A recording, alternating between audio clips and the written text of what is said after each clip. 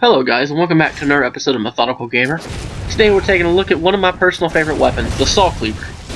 First, I'm going to say this is a weapon that does not have one of the highest ARs in the game, and the extended version isn't the most useful, but the Saw version allows players to attack in rapid succession.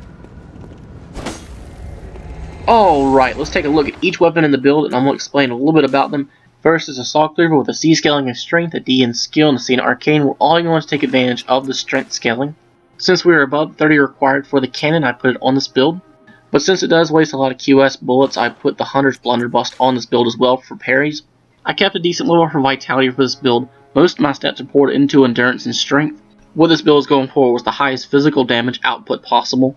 Therefore, I did not level my Arcane up, and the cannon gets its strength through its level, not through its scaling. The main intention of the Saw Cleaver is meant to focus on close range combat. So when you are dodging your opponent, you're always going to want to push toward them. This is due to the Saw Cleaver having one of the highest attack speeds coming out of the dash R1. So this build is geared more towards your evasive types, and another reason why my endurance is so high. Let's take a look at the R1 combo coming from the Saw Cleaver. Each successive hit is going to increase the damage by 0.04, so more successful combos are going to pay off in the long run. At the start of this fight, I shoot the cannon. More as a shocking intimidation tactic. Did not honestly expect it to land the hit, but my opponent stands back up and pops 2 blood vials, so it kind of counteracts the fact that I didn't think it was going to hit. I go for some transformation attacks, and they don't really work out so well, so I end up going for the plain Jane 4R1 combo to finish him off.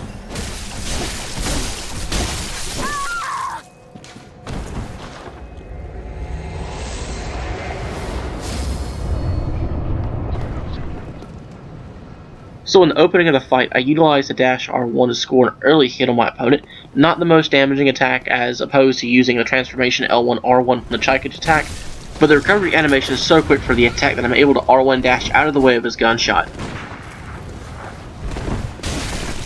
His next dash R1 was very predictable, so I ended up getting the parry off of him here. After this, he hops up and starts rolling back. I thought he was going to go and heal here.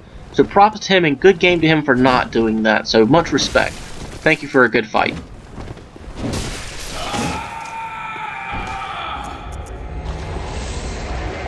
These next 2 combos are going to be the transformation combos. They're going to be very similar in nature, but there is one thing that is different between them. The second R1 before the transformation is going to change the follow-up direction of the transformation attack. The first transformation attack is for opponents who will try to evade after the first attack. The second is for opponents that you predict that will tank your attacks and try to trade blows. Just remember, the point of the transformation attack is to catch them at the end of their dash or roll, so you hit them at the end of their high frame so you continue your combo. The cannon is a part of my build, so I thought I'd get a few fights using the cannon. Situations I would use the cannon on an opponent in PvP is when they are retreating to heal in a situation like that, or I'd use the cannon if my opponent's R1 spamming and they have less than half health remaining. That way I can just finish the fight. There are 2 major drawbacks to be aware of when using the cannon. First is the large consumption of QS bullets when using this weapon. I think it started the game with 11, now they have it bumped up to 12 per use, so that is very important to keep in mind. And the second is the massive amount of recovery time required after using the cannon, so missing your opponent now becomes very punishable. So wait until after their dash to fire, or put enough space between your opponent, that way you know they cannot reach you in time. Guys, as always, thanks for watching. Please support my channel by hitting that like and subscribe button, and I'll see you next time.